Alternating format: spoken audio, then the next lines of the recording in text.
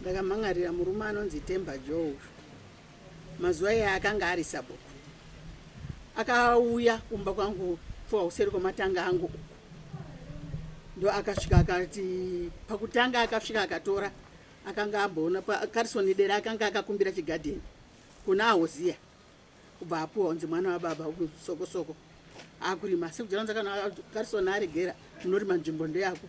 Ini ndakapuwa munda wangu wese ndinonosvika murugo wamuna shamba. Saka Temba zvaakazoya kumba kwangu akanga atouya atotema. Akaya nomukoma wake wari waini. Zvikanzi munoziva here kuti uku ndati ndinotozviziva. Akapapuwa naJoe. Saka zvakanzi handitoona nokuti vanhu kwakati vangu atoyamba kuno ndati vanga vasina kuyambuka apa nokuti vanga akakumbira achitindise muriwo kudhuze kuno mvura. Achiyambuka kubva kumhiri kwake achiuya uko. Zvinhu zvandoenda ndichitozivawo ini. Zvakanzi handeimaona zvatakuita. Akanga atotema kuno makuwa akanga ari kondofunga ndokwana Mutizi. Anga atopatema kudhara patopata handeimaona. Shuwa ndakagamira ndakatora chimuti changu ndakafamba tese takaenda. Akasvika akati tata inga kwakatotema. Zvanzi tatotema. Imi munogona here kutema nodema. Ndati aiwa ndigona hangu kutema. Asi kana ndichida kuita basa rangu ndinotsvaga vanoniita ise vanondishandira. Zvanzi alright. Saka zvadaro izvozvo. Temba uya tafunga kutoti anzi handikukutemera tozoita sei. Takatanga tichitoti ngatirimei tiri pamwe chete. Wakatotora ngoro ndofunga dzinokwandira 3 dzomanywa mudanga mangu tirime magaka. Tata chitenga mbeu. Shuwa ndakatenga mbeu. Ndakatenga fertilizer manywa zvese wakaisa. Mushonga wokufirita chichisa. Achazonesa mukomana andaigara naye basa ndakazoti gogo muzairo kuti magaka akutengesiwa. Magaka akutengesiwa zvasina kunduza.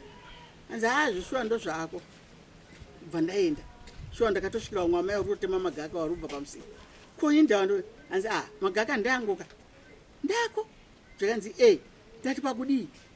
Fertilizer iri muno ndeyangu. Mushonga ndanjifirita ndini. Mbeu zvese ndezvangu. Anzi ndezvangu hapo kuti pachino zvenyera. Pamusoro yamai.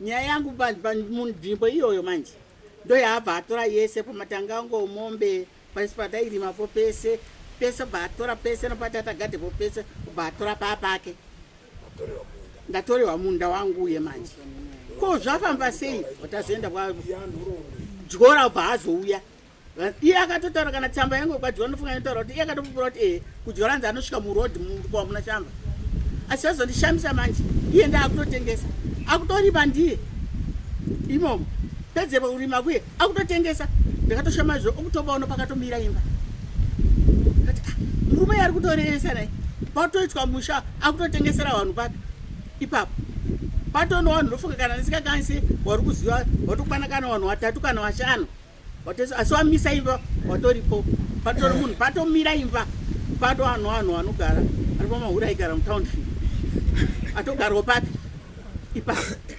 saka zvandinetsa kuti asi akanga adziregera muda kuti chokwadi wanditora nokuti ndashirikadzi pamwe pamba pana munhu womurume wanangu anogarawo mabasa ndofunga mwana wangu akamboya mukomana mukuru anoshanda kuNamibia akazi ko zvafamba sei kudanzi aiwa ngoyo ari megadheni to amai endai mauri magadheni kuti ati azvigoni uda kuti andiurayire mumvura muye here zvanzi amai asi kutaura kwake kaanenge munhu akareruka asi kutora panzvimbo ndati zvekuti ndiende oshandeko handichaita sei handichakwanisa kuti ndizviite ndonyaya yandawira naye atora nzvimbo yangu akutotengesa ndiye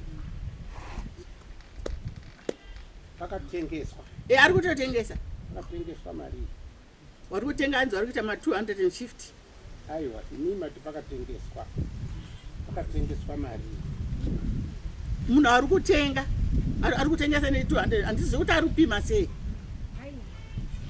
ari kudaira ndiana amai imi akuyakenda panzi yacho imi mabai mutaura kusero akatengesa mari titomira izvo amusoziva kuti mutiipara maitwa nani akatengesa mari ndiri kudza kuti ari kutengesa ne250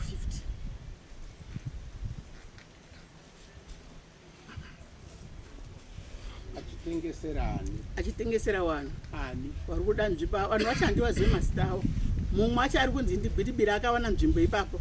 Mumwe wacho anonzi credit ari muvillage medu isisu majoho ari kapenda uyo ari kunzi akawanawo akatobhadhira 250 yake ipapo. Vamwe wacho amene umwe ainzi akaiswa zoiswa mutsambi ukona uko handichawazivawo ba ndokuti inini ndisingafambowo zvangu. tiri kuda zviri mumunda menyu kuti akatengeserani pamuri kuti mematorerwa akatengeserwani. Iye ndakatoziva vanhu vacho, ini handizive mazita avo bai. iyo nyada Alright, amai vari kutaura pavanoziva nepavanoperera. Inini panzvimbo apa kuOtawe kwanga kuri kurimwa nevanhu vekwakatiyo. Ndaona inini kuti vanhu vekwakatiyo vari kurima kuvillage kwedu ndiri sabhuku panguva iyoyo. Ndakaenda kuna sabhuku Katiyo ndakati Katiyo, zvauri kuita izvi zvakanaka here baba? Ona tatenda hangu chakamira. Zvauri kuita zvakanaka here kuti unotakura gecho papfudzuku yako ikorima kumba kwedu? Zvakachinzi naKatiyo hauchagona pakuzvimisa zvazvemakore baba wako wakafa wachisiya zvakadai. Waiziziwa wana baba wako wese wairi wakaita masabhuku wakasiya tichirima apa. Apa inzvimbo yedu naKatiyo uya uyo ari kurima, uyo ari kurima nekuti panzvimbo pedu isisu akapiwa naAfianda. Headman Nyachina vaivepo panzvimbo ipapo, vakarefura vachiti Katiyo, pachokwadi chinopona hauyambuke kuno kuba iwewe ndekwacho uri kuuya kuno kotsvagei. Akanga aenda kudare kwaHeadman Nyachina ndidera aine tsamba yasabhuku wake kuti tatoreva nzvimbo yedu naJoe. Ndakatongana no paKatiyo, Headman wakasvika pakuenzanisa ava varipo. Katiyo akasvika pekunzi Katiyo iwewe enda kwako. ndiri kuda kuti munditsanangurire manzi imi naamai avo mavatorera munda wavo achitengesa nevanhu vanonzi vanagwidibira nanaCredit. Ndonyaya ndiri kuda kuti mundiudze. Right. Ipa pano tinogona kufonera Gwidibira tiri pano, nhamba ndinadzo pakiriniki. Gwidibira wakatenga here nzvimbo kuna Joe? Tiri pano tinzwe kuti Gwidibira wakatenga here nzvimbo kuna Joe? Hakuna chakadaro. Right. Ngatitange tangopedza kuti apa panzvimbo apa handina kutora panzvimbo yaamai avo. Ini munzwa muganho wakakujarawanza uriko kumba kwavo kuno musha wavo. Uku kurukowa kwairi mwana nevanhu vomhuri yekwakatiyo kuri kwega kuOtawe. Kungochiwa kadhemu karipo kandinobayirira paipi. Hakuna bamunda womunhu bako, kumakoronga kana sabhuku anopa munhu kurukowa hakuna. Anoti munhu rima muOtawe. Musikanzwa yatiri kundoita tese. Awa kana wachiti wakapiwa nababa wangu kurukowa, ndinopupura kuti baba hawana kubvira wakapa munhu kurukowa. Munhu wese haana kupiwa kurukowa nababa wangu baini. Waitonzi rima uchipererapo ukaenda uko musikanzwa yako. Awa hawana kumbokurima. Kune gadheni ravo kuriko amai avo. Kuti ndipaende apa kwanga kuda kutsvaka kuti ndingowana hangu pane mvura kurukowa kunotoerera mvura kuOtawe. Hakuzi kwawo bawa.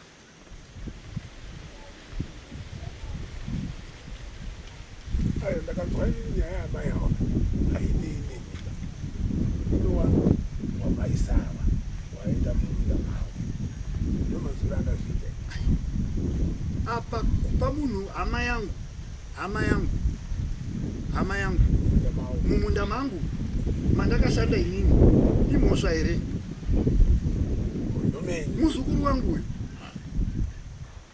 mwana wehanzvadzi yangu,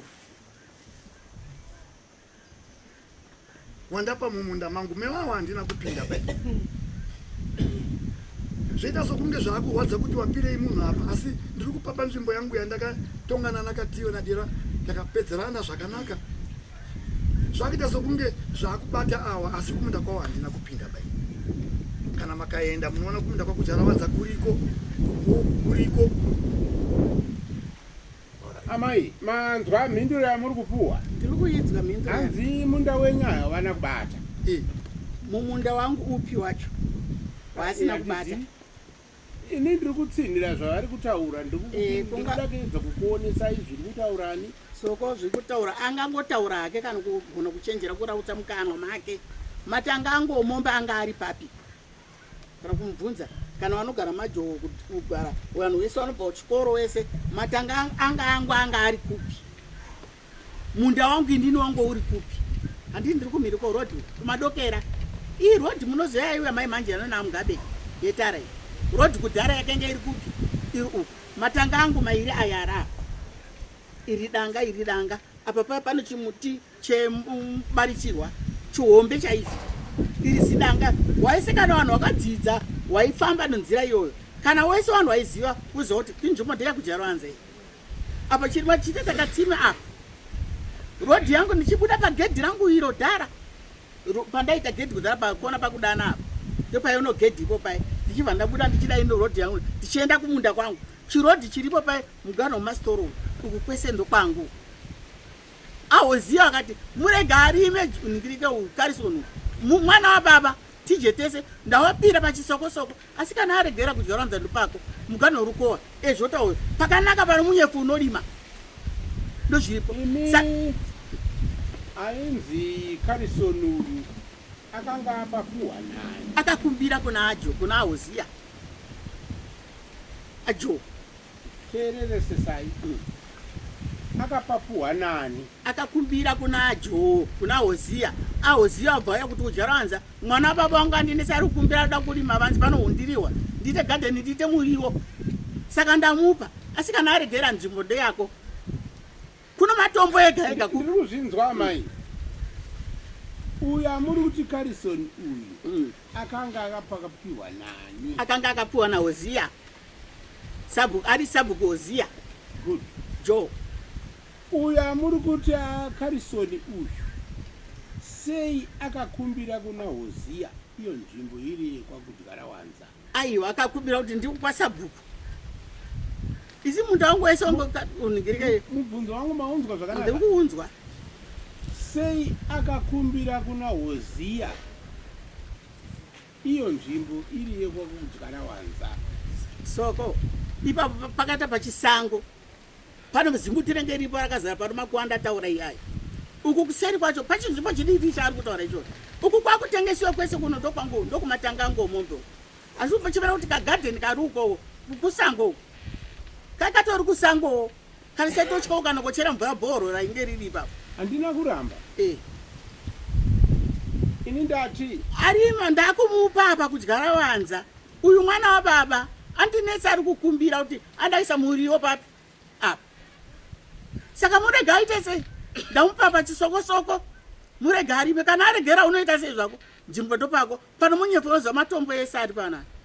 Munda watakapuwa chidzi nemhuri yako yese. Hapana baba pachakupa. Handina kuramba. Ndiri edzai kundinzwisisa zvandiri kunzwa isoko. Munhu uyu mata akaenda kuna Oziya akakumbira. Handitika ndochokwadi vakamupa vaOziya. Sei akakumbira aOziya iyo nzvimbo iri yavaJarawanza? Akakumbira achiziva kuti kuvhireji kwaJoho ndoda kukumbira ndo ndikakumbira kuJarawanza ege ndiite sei? Handina kuziva kuti iye akazviitireiwo Sakarisoni. Sei akabvumirwa naOziya asina kubvumirwa nakuJarawanza? Oziya wakatoya kutaura kuna kuJarawanza. Wakataiwa mupanana zvanzi ndati ndimupera kuti mangwana dzinozonetsa. Ndiri kupindurwa here? Hamusi kundipindura mai. Nzwisisai mubvunzo wangu.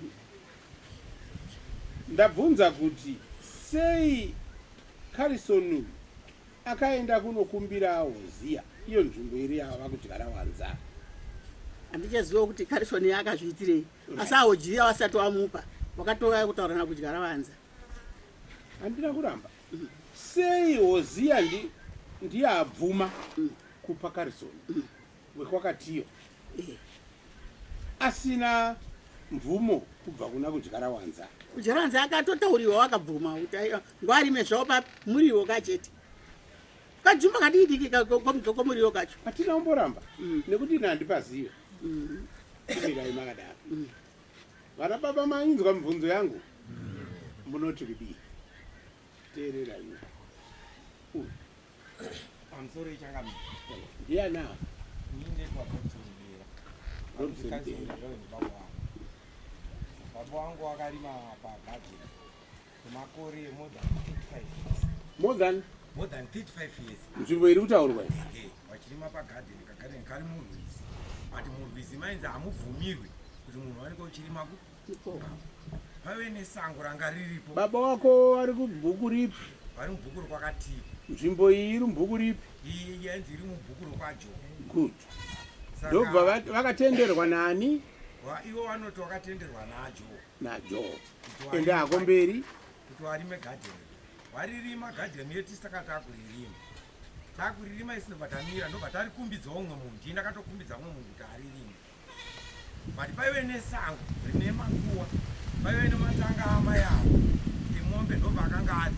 Kungoti fambei kachinhambo kadiki diki, pane kasingi kanga karipo. Amai avo vangu vane kagadheni kavo kanga kari papi kanga karipa. Saka pakazouya ana Joa vachiti takutora gadheni. Wakatora gadheni redu isusu wakati gadheni ranga rakakumbira paadera. Ranga rakumbira naadera. Isusu ndobva tasiya. Uya akazotema achienda kumberi. Nekwatakangokurawo isusu tichingopfuura tichizoti mekudyarawanza ndo ane matanga ndo ane kagadheni. Vanhu ava vaibatsirana vari vaviri pavakauya vachiti takutora gadheni. Mekudyarawanza wakaita witness kuti gadheni iri wakaripiwa naJobe. Yanga iri nzvimbo yani yakudyarawanza. Ndo pakanzi namuchinda alright saka wapenyu wapenyu nzvimbo iyoyo. Uyu bva azotemwa wachienda mberi. Zvavazoitirana inini handizvozivi.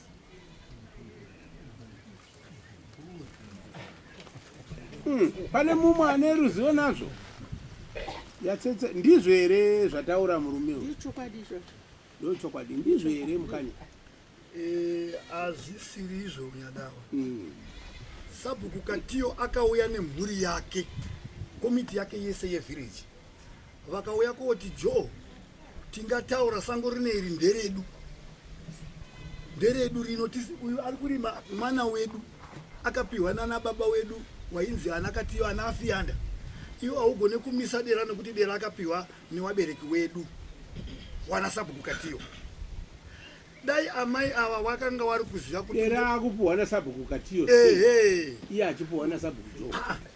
Sabhuku Katiyo akapupura akati ndini ndakapa mwana wangu. Gradman nekomiti yake nana wasi wakati dera ari kurima ari pasi petsoka dzedu nekuti nzvimbo ino ndeyedu. Isisu ukakatiwa. Mbatare yakaita mairi nyadawa. Ndichitongana nadera nitongana naSabhuku Katiyo. Awa deno panguva iyoyo waiziva kuti munda uyu ndo wangu ndingadai ndisina pakupedza nguva yekutongesiwa ndiri inini ba. Waingondiita withdraw munyaya iyi. Joe usapinde panyaya iyi nokuti ndini muridzi. Ndipindure ndega. Vakasiya ndichitongana nana Katiyo ndirini kusvikana ndiende kumakoti nana Katiyo ndirini. Waripo. Manditika kuti wandiburitse panyaya kuti kweyo uri kumira panyaya uri chii hawana kugona kuzviita. Ndinasi pawakundionesa kuti Joe pauri kurima apo ndo pangu ndarwa hondo dzese idzi. Saka zvatotinesa kuti isi 2008 nyaya iyi dera akarima kwemakore zveshokwada kuti 35 years ago. Baba wangu akafa wachisiya achirima, baba mukuru akasiya achirima. Ndini ndakatozoona kuti aiwa ka kuenda muganho wedu Rukowa kokatiyo wayambukire kusawira. Iyo yakapera zvakanaka.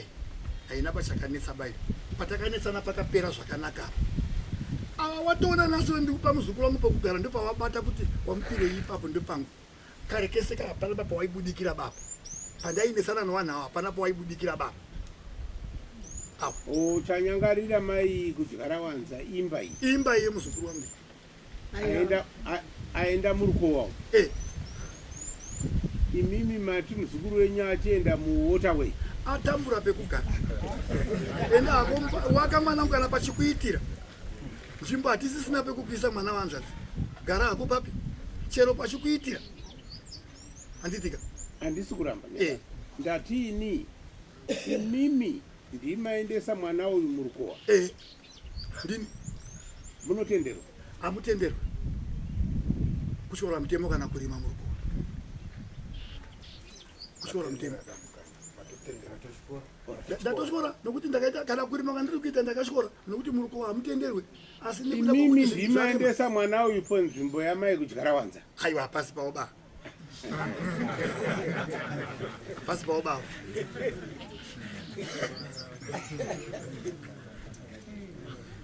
aiwa ndazvidzi ndingangopindura hapasi pamai kudyarawanza mukano wavo uripo rodhi inoenda kudhibhi akakanzvimbo kari kusaidhi kwekwajoe kanzi mwana gara nemusikanzwa sabhuku vari kuti kudii nemwana amai sapa ndakatoenda nawo mudara wangu uiona muzukuru ika inini hana vakatendera vakati kuti kana pachimuitira pachikwana kungoitawo kaforo pamba pakepo ngaaite zvake ari pano sabhuku joe ndinoda kuuya ipapo panzvimbo yamareva iyo papi ndoda kupindura ipapo soko zvari kuti nyaya yakahwa nevanhu kwakatiyo yese ndaiwopo kutoramba zvake kutondinanura hake semunhu ndisisa kona hangu kufamba zvese zvakaitika zvese nevanhu kwakatiyo ndiripo inini ndirinya kutotanga kutoazivisa ava ndakambomira pachina machanzi ari register general pamutavatava takatongana pakiriniki nenyaya yerukowa mugano shamba river rukowa iwo shamba river iyoyo miri ino ndeyajoe miri uku ndikwakatiyo kata kumusoroko ndimuromba uku ndijoe tiramba tichidaro kana achiti akatongana akahwana ega panyaya iyo kutonyepa kada kutoti kubvunza kana anana muchinda ngirike nyajina wacho asi handiyo nyaya iri pano handiyo manyaya ndozvaari kuramba kuti ndakahwa ndiye ega nyaya iri pano ndeyekuti mii matorerwa nzvimbo yangu chete saka ndati ndikuda kuuya papi ipapo ndipaone kuti pakaita seiko ende mugano ari kunditemera mugano nhasi soko kuti ndo rodhi ndo mugano wavo ko mundongongori papi tichazoona ipapo saka munoda ndiuye ipapo ndinotenda vauye manguka munodivai motozovhunza wakomana wangu kuti ikiro nemusimudzo wamambo zvinoti kudii handitika ndakukupa ititi mungaderii aiwa ndipitipeizwa kana dhisemba uno dhisemba iye unoka kamwedzi uno wakutopera kausondori akabata o imi matigara hako murukowa imo inini ari kurukowa seka ari kubata ngangomombe kwacho ndikubvunza wajo mati henyu gara hako mwanangu wangu kana pachikuitira gara kumbomogara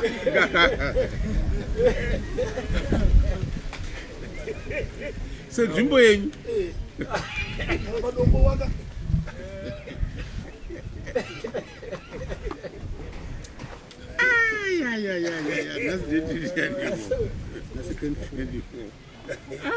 komana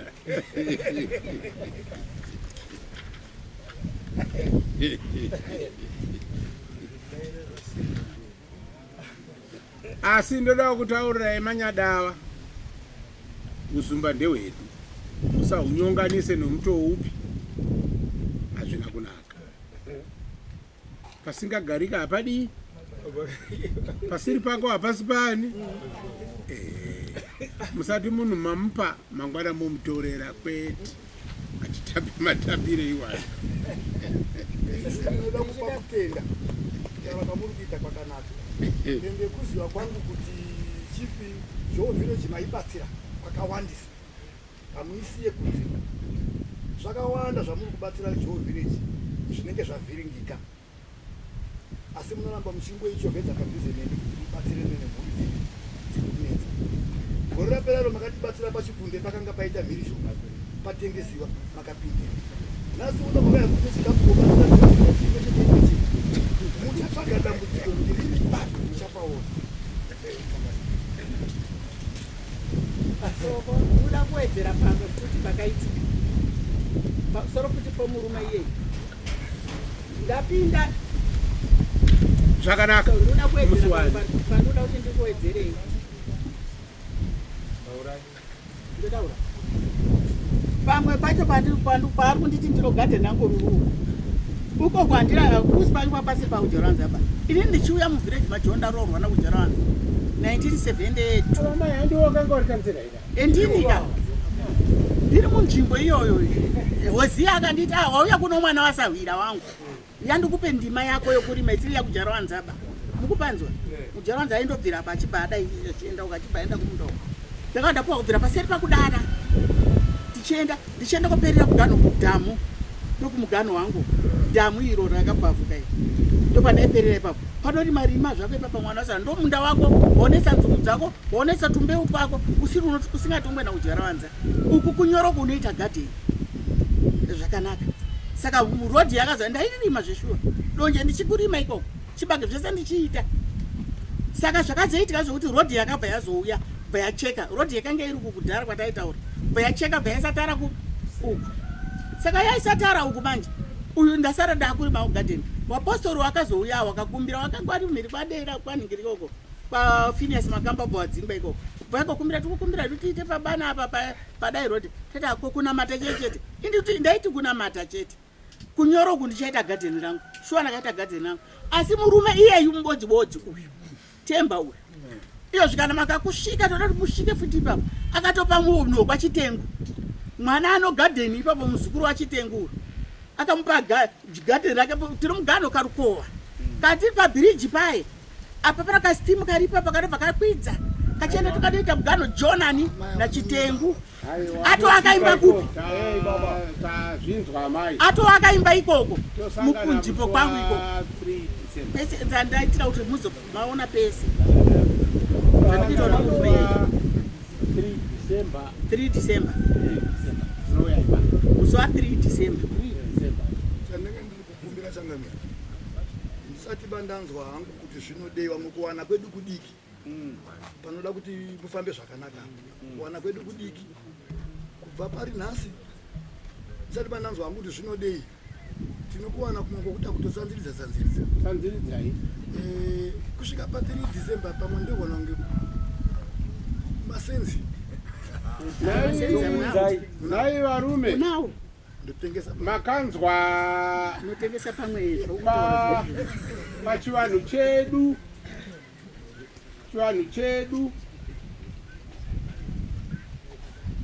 muno muzumba chinoti mhondoro inotanga newayo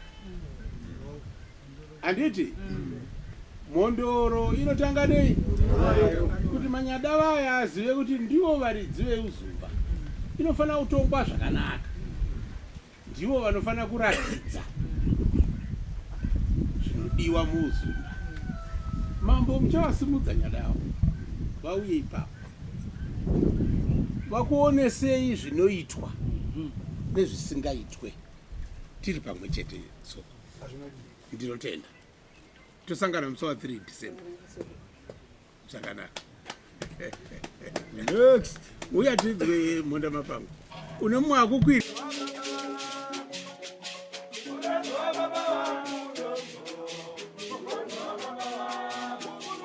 Wonderful.